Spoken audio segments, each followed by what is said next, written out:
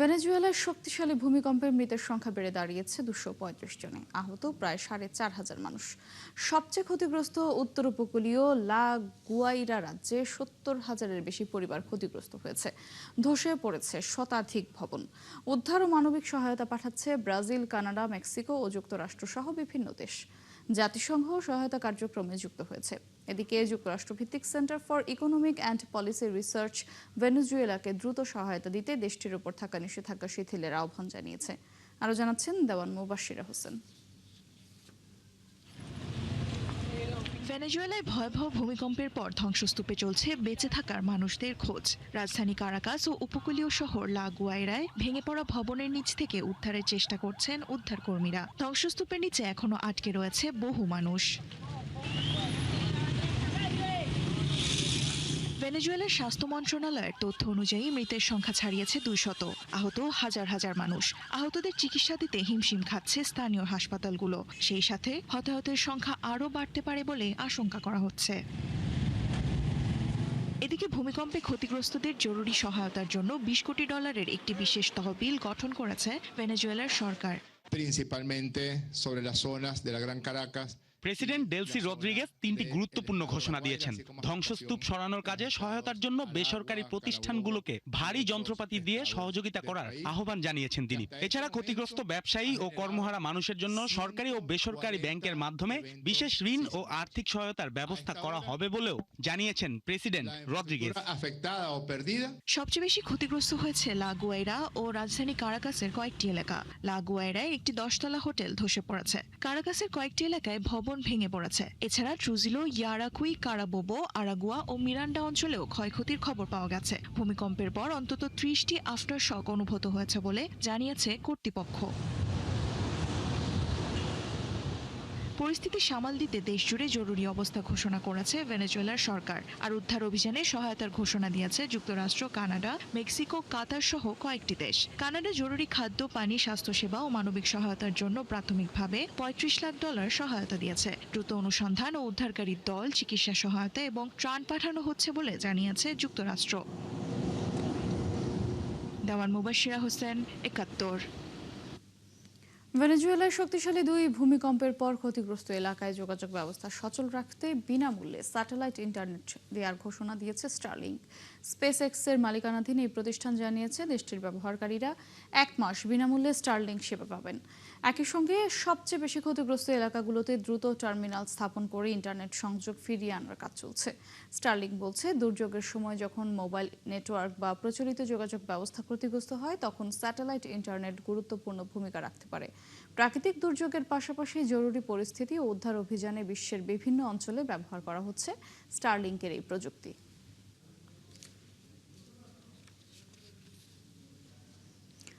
ভয়াবহ তাপপ্রবাহে পড়ছে ইউরোপ। এর মধ্যে সবচেয়ে ভয়াবহ অবস্থা স্পেনের। দেশটিতে 4 দিনে প্রাণ হারিয়েছে 200-র বেশি মানুষ।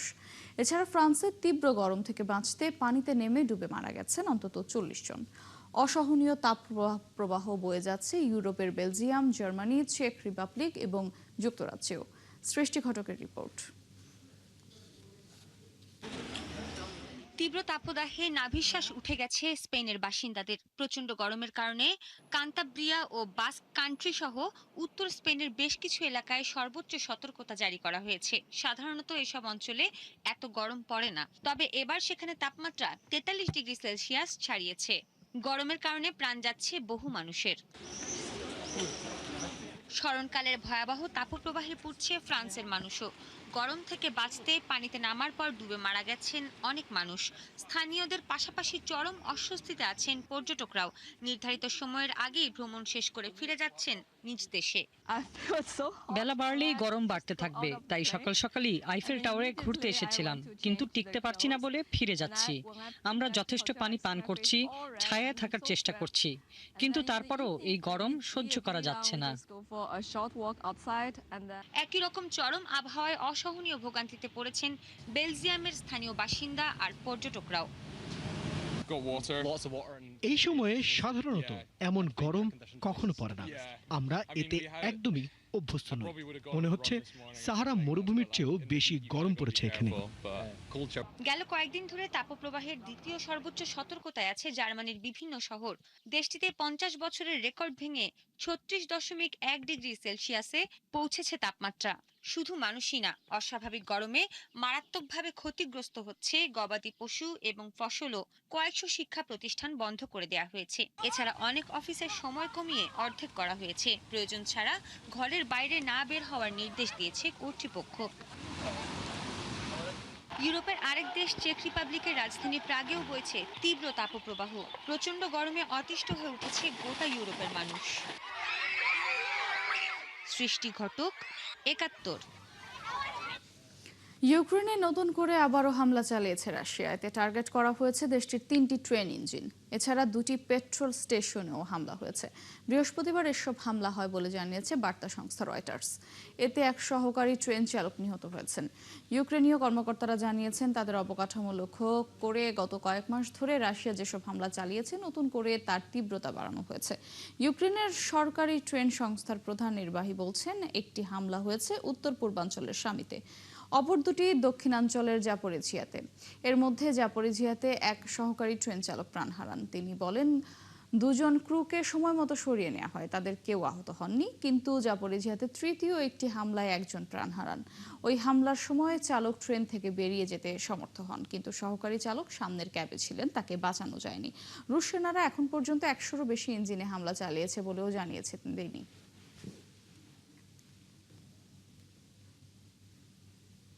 হরমুজ প্রণালীতে একটি পণ্যবাহী জাহাজে ড্রোন হামলা চালিয়েছে ইরান। এতে পারস্য উপসাগরে আটকে পড়া জাহাজগুলো সরিয়ে নেওয়ার জাতিসংঘের অভিযান স্থগিত করা হয়েছে। ব্রিটিশ নৌ পর্যবেক্ষণ সংস্থা জানিয়েছে ওমান উপকূলের কাছে একটি কার্গো জাহাজে অজ্ঞাত একটি প্রক্ষেপণাস্ত্র আঘাত হানে। এর কয়েক ঘন্টা আগে ইরান সতর্ক করে জানিয়েছিল তাদের অনুমোদন ছাড়া নির্ধারিত নৌপথ ব্যবহার করলে নিরাপত্তার নিশ্চয়তা দেওয়া হবে না। মার্কিন দুই কর্মকর্তা দাবি করেছেন জাহাজটিতে ইরান হামলা চালিয়েছে, তবে এ বিষয়ে তাৎক্ষণিকভাবে কোনো মন্তব্য করেনি তেহরান। এই ঘটনার পর আন্তর্জাতিক ম্যারিটাইম অর্গানাইজেশন IMO জানিয়েছে হরমুজ প্রণালী দিয়ে আটকে থাকা শত শত জাহাজ ও হাজারো নাবিককে নিরাপদে সরিয়ে নেয় যে কার্যক্রম শুরু হয়েছিল তা আপাতত স্থগিত রাখা হয়েছে। তবে IMO স্পষ্ট করেছে হামলার শিকার জাহাজটি তাদের উদ্ধার কার্যক্রমের আওতায় ছিল না।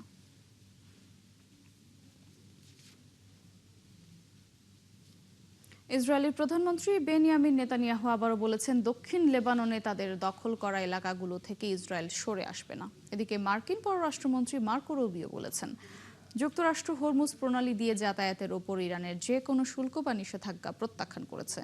দক্ষিণ লেবাননে হামলা অব্যাহত রেখেছে ইসরায়েল। প্রধানমন্ত্রী বেনিয়ামিন নেতানিয়াহু বলেছেন ইসরায়েলি সামরিক বাহিনী অধিকৃত এলাকা থেকে সরে যাবে না। যতদিন প্রয়োজন ততদিন এই অঞ্চলে ইসরায়েলি প্রভাব বজায় থাকবে। এদিকে লেবাননের সংগঠন হিজবুল্লাহ অভিযোগ করেছে যুক্তরাষ্ট্র ইরান চুক্তিতে সব ফ্রন্টে যুদ্ধ শেষ করার কথা বলা সত্ত্বেও বেসামরিক নাগরিকদের ওপর হামলা চালিয়ে যাচ্ছে ইসরায়েল। এতে আরও 2জন নিহত এবং 1জন আহত হয়েছেন। অন্যদিকে বাহরাইনে উপসাগরীয় সহযোগিতা পরিষদ GCCর একটি বৈঠকের পর মার্কিন পররাষ্ট্রমন্ত্রী মার্কো রুবিও বলেছেন যুক্তরাষ্ট্র ও তার উপসাগরীয় মিত্ররা হরমুজ প্রণালীতে ইরানের যে কোনো শুল্ক বা নিষেধাজ্ঞার বিরোধী।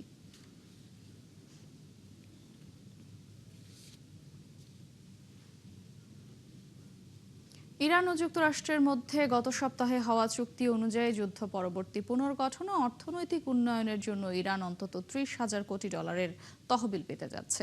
মার্কিন কর্মকর্তারা জানিয়ে দিয়েছেন এই অর্থ তাদের দেশের করদাতারা বহন করবেন না। তাহলে এত বড় অঙ্কের অর্থ কোথা থেকে আসবে তা নিয়ে প্রশ্ন থেকেই যাচ্ছে। বিস্তারিত সৃষ্টি ঘটকের রিপোর্টে। যুক্তরাষ্ট্র ও ইরান নতুন যে সমঝোতা স্মারকে সই করেছে সেটিতে উল্লেখ রয়েছে যে ইরানের যুদ্ধ পরবর্তী পুনর্গঠনে $30,000 কোটি সহায়তা দেয়া হবে, কিন্তু এই অর্থ মার্কিন করদাতারা দেবে না বলে স্পষ্ট জানিয়েছে যুক্তরাষ্ট্র। এর পরিবর্তে তহবিলের এই আর্থিক রূপরেখা কেমন হবে তা চুক্তিতে উল্লেখিত 60 দিনের মধ্যে আলোচনার মাধ্যমে চূড়ান্ত করা হবে। সমঝোতা স্মারকটি স্বাক্ষরিত হওয়ার আগে অবশ্য মার্কিন প্রেসিডেন্ট ডোনাল্ড ট্রাম্প ওয়াশিংটন ইরানকে $30,000 কোটি দিচ্ছে এমন খবর প্রত্যাখ্যান করেছিলেন। এই ধরনের দাবিকে তিনি ভুয়া খবর হিসেবেও বর্ণনা করেন। সমঝোতা স্মারক অনুযায়ী যুক্তরাষ্ট্র ইরানে কোনো আর্থিক ভূমিকা পালনের চেয়ে মূলত একটি সহায়ক ভূমিকা পালন করবে। পুনর্গঠন কর্মসূচিটি এগিয়ে নিতে আঞ্চলিক অংশীদারদের সঙ্গে কাজ করা এবং এই পরিকল্পনার সঙ্গে যুক্ত আন্তর্জাতিক আর্থিক লেনদেনের জন্য প্রয়োজনীয় লাইসেন্স, নিষেধাজ্ঞা থেকে ছাড় ও নিয়ন্ত্রক সংস্থার অনুমতি দেওয়ার বিষয়ে প্রতিশ্রুতি দিয়েছে ওয়াশিংটন। এই পুনর্গঠন প্রক্রিয়ায় বেসরকারি বিনিয়োগকারীরাও একটি বড় ভূমিকা পালন করবে বলে আশা করা হচ্ছে। নিষেধাজ্ঞা প্রত্যাহার এবং প্রয়োজনীয় আইনি ও নিয়ন্ত্রক সংস্থার অনুমোদন নিশ্চিত করা গেলে আন্তর্জাতিক কোম্পানি ও বিনিয়োগ তহবিলগুলোকে ইরানের জ্বালানি, পরিবহন, আবাসন ও শিল্প উন্নয়নের মতো খাতগুলোতে অংশ নিতে উৎসাহিত করা যেতে পারে বলে জানিয়েছে যুক্তরাষ্ট্র। মার্কিন সংবাদ মাধ্যম এনপিআর এর সঙ্গে আলাপকালে দেশটির জাতীয় নিরাপত্তা উপদেষ্টা জ্যাক সুলিভান বলেন, তেহরান আশা করছে এই $30,000 কোটি উৎস হবে বাইরের কোনো পক্ষ বা দেশ। এই বিনিয়োগগুলো আকৃষ্ট ও সুরক্ষিত করার জন্য প্রয়োজনীয় পরিবেশ তৈরি করতে সহায়তা করবে যুক্তরাষ্ট্র। তবে এই পুরো অর্থায়ন প্যাকেজের সুনির্দিষ্ট কাঠামো কেমন হবে তা এখনো স্পষ্ট নয়। জানা গেছে, আগামী সপ্তাহগুলোতে আলোচকরা মূলত এটি নির্ধারণ করার চেষ্টা করবেন যে বাস্তবসম্মতভাবে ঠিক কতটা পুঁজি সংগ্রহ করা সম্ভব, কোন কোন দেশ বা সংস্থা এতে অবদান রাখতে পারে এবং এই অর্থ প্রবাহের ক্ষেত্রে কী ধরনের সুরক্ষামূলক ব্যবস্থা কার্যকর থাকবে। সৃষ্টি ঘটক, ৭১। লেবাননে যুদ্ধবিরতির পর ঘরে ফেরার প্রস্তুতি শুরু করেছে বাস্তুচ্যুত পরিবারগুলো। বৈরুতের বিভিন্ন এলাকায় আশ্রয় নেওয়া মানুষজন গুছিয়ে নিচ্ছেন নিজেদের জিনিসপত্র, খুলে ফেলছেন অস্থায়ী তাঁবু। তবে অনেকের ঘরই পরিণত হয়েছে ধ্বংসস্তূপে, তাই ঘরে ফিরে গিয়েও অনিশ্চয়তা কাটেনি। আরও জানাচ্ছেন দেওয়ান মুবাশির হোসেন। লেবাননের রাজধানী বৈরুতের রাস্তায় এখন দেখা যাচ্ছে ঘরে ফেরা মানুষের ব্যস্ততা। বিছানা, বালিশ, কাপড় আর প্রয়োজনীয় জিনিসপত্র গাড়িতে তুলছেন বাস্তুচ্যুত পরিবারগুলো। কয়েক মাস ধরে যে অস্থায়ী তাঁবু ছিল তাদের ঠিকানা, যুদ্ধবিরতির পর সেগুলো খুলে ফেলছেন তারা। খিয়াম এলাকার বাসিন্দা জিহাদ যুদ্ধের সময় ঘর ছেড়ে বৈরুতে আশ্রয় নিয়েছিলেন। ক্ষতিগ্রস্ত বাড়ি মেরামত করার পর যুদ্ধবিরতির সুযোগে এখন ফিরছেন পরিবারের কাছে। আমি খিয়াম থেকে বাস্তুচ্যুত। বৈরুতের গভীরি এলাকায় আমাদের বাড়ি আগের যুদ্ধে ক্ষতিগ্রস্ত হয়েছিল। আমরা সেটি মেরামত করেছি। এখন পরিস্থিতি শান্ত হয়েছে, তাই ফিরে যাচ্ছি। রাস্তায় থাকা সম্ভব নয়। তবে যুদ্ধ থামলেও স্বস্তি ফেরেনি সবার জীবনে। অনেকের বাড়ি এখনো থাকার মতো অবস্থায় নেই, তাই কেউ ভাড়া বাসার খোঁজ করছেন, কেউ অপেক্ষা করছেন পুনর্গঠনের। আমাদের কোনো স্থায়ী জায়গা নেই। বাবার বাড়ি ক্ষতিগ্রস্ত, ভাইয়ের বাড়িও ধ্বংস হয়েছে। আমাদের জন্য ঘর বা আশ্রয়ের ব্যবস্থা দরকার, যতক্ষণ না পরিস্থিতি স্বাভাবিক হয়। যুদ্ধবিরতির পরও লেবানন ইসরায়েল সীমান্ত পরিস্থিতি পুরোপুরি স্বাভাবিক হয়নি। যদিও যুদ্ধবিরতি কার্যকর হওয়ার পর সংঘর্ষ অনেকটাই কমেছে, তবে ইসরায়েলি বাহিনী এখনও দক্ষিণ লেবাননের কিছু এলাকায় অবস্থান করছে। কাজেই যুদ্ধ থামলেও বাস্তুচ্যুত মানুষের জন্য স্বাভাবিক জীবনে ফেরার লড়াই এখনও চলছেই। দেওয়ান মুবাশিরা হোসেন, ৭১। ইবোলা ভাইরাসের বিস্তার ঠেকাতে ৩ দেশের ওপর সাময়িক ভ্রমণ নিষেধাজ্ঞা জারি করেছে সৌদি আরব। নিষেধাজ্ঞার আওতায় রয়েছে গণতান্ত্রিক কঙ্গো, প্রজাতন্ত্র উগান্ডা ও দক্ষিণ সুদান। সৌদি প্রেস এজেন্সি জানিয়েছে, এসব দেশ থেকে সরাসরি আসা যাত্রীদের পাশাপাশি তৃতীয় কোনো দেশ হয়ে আগত এমন ভ্রমণকারীদের ক্ষেত্রেও এই সিদ্ধান্ত কার্যকর হবে যারা সৌদিতে প্রবেশের আগের ২১ দিনের মধ্যে ওই দেশগুলোতে অবস্থান করেছেন। একই সঙ্গে এসব দেশ থেকে ভিসা প্রদান ও প্রবেশ কার্যক্রমও সাময়িকভাবে স্থগিত করা হয়েছে। সৌদির জনস্বাস্থ্য কর্তৃপক্ষ ওয়েকায়া জানিয়েছে, সংক্রমণ ঠেকাতে সীমান্তে স্বাস্থ্য পরীক্ষা, রোগ পর্যবেক্ষণ ও নজরদারি ব্যবস্থা জোরদার করা হয়েছে। তবে বর্তমানে দেশটির জনস্বাস্থ্য পরিস্থিতি স্থিতিশীল রয়েছে এবং এখন পর্যন্ত ইবোলার কোনো নিশ্চিত রোগী শনাক্ত হয়নি।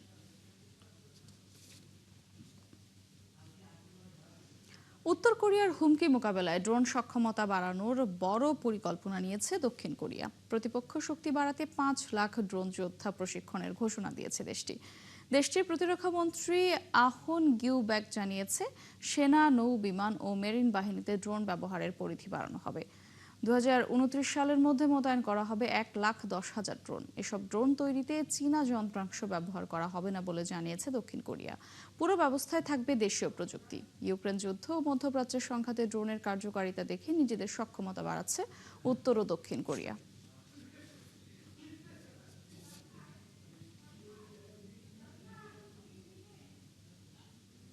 মালয়েশিয়ার প্রধানমন্ত্রী তারেক রহমানের সফরের মাধ্যমে বাংলাদেশ দীর্ঘমেয়াদী ফল পাবে বলে মন্তব্য করেছেন স্থানীয় বিএনপির নেতৃবৃন্দ। বৃহস্পতিবার রাতে প্রধানমন্ত্রীর সফর পরবর্তী এক সংবাদ সম্মেলনে তারাই মন্তব্য করেন। এ সময় মালয়েশিয়া বিএনপি ও এর সহযোগী সংগঠনের নেতাকর্মীরা উপস্থিত ছিলেন। কুয়ালালামপুর থেকে আরো জানাচ্ছেন সহকর্মী মোস্তফা ইমরান রাজু। 21 জুন স্থানীয় সময় রাত 9টায় কুয়ালালামপুর পৌঁছে 11টায় প্রবাসীদের সঙ্গে সুধী সমাবেশে যোগ দেন প্রধানমন্ত্রী তারেক রহমান। সমাবেশে 1 ঘন্টা 20 মিনিটের বক্তব্যে প্রধানমন্ত্রী তুলে ধরেন পরিবর্তিত বাংলাদেশের বর্তমান ও ভবিষ্যৎ নিয়ে নানা পরিকল্পনার কথা। এদিকে প্রধানমন্ত্রীর প্রথম বিদেশ যাত্রায় 18 ঘন্টার এ সফরে বাংলাদেশের প্রাপ্তি অনেক বলে মন্তব্য করেছেন মালয়েশিয়া বিএনপির সভাপতি প্রকৌশলী বাদলুর রহমান খান। এ নিয়ে আয়োজিত এক সংবাদ সম্মেলনে তিনি বলেন, প্রধানমন্ত্রী তারেক রহমানের এ সফরের মাধ্যমে দুদেশের মধ্যকার সম্পর্ক আরো গভীর হবে।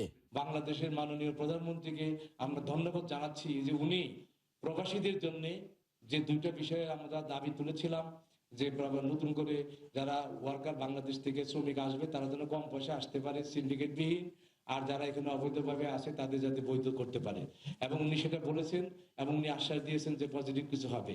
এ সময় স্বাক্ষর হওয়া ও আলোচনায় থাকা চুক্তির মাধ্যমে দুদেশের সামাজিক, সাংস্কৃতিক, শিক্ষা, সন্ত্রাসবাদ দমন ও বাণিজ্য সম্প্রসারণ হবে বলে মন্তব্য করেন দলটির সিনিয়র সহসভাপতি মাহবুব আলম শাহ।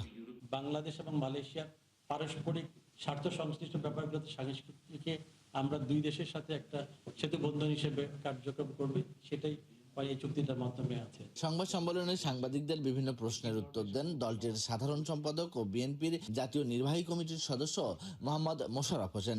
এ সময় প্রবাসীদের সভায় অংশ নেয় প্রধানমন্ত্রী তারেক রহমানকে ধন্যবাদ জানান তিনি। তারা যেন দেশের প্রতি সাপোর্টিভ থাকে। Mostafa Imran Raju, 71, Kuala Lumpur, Malaysia.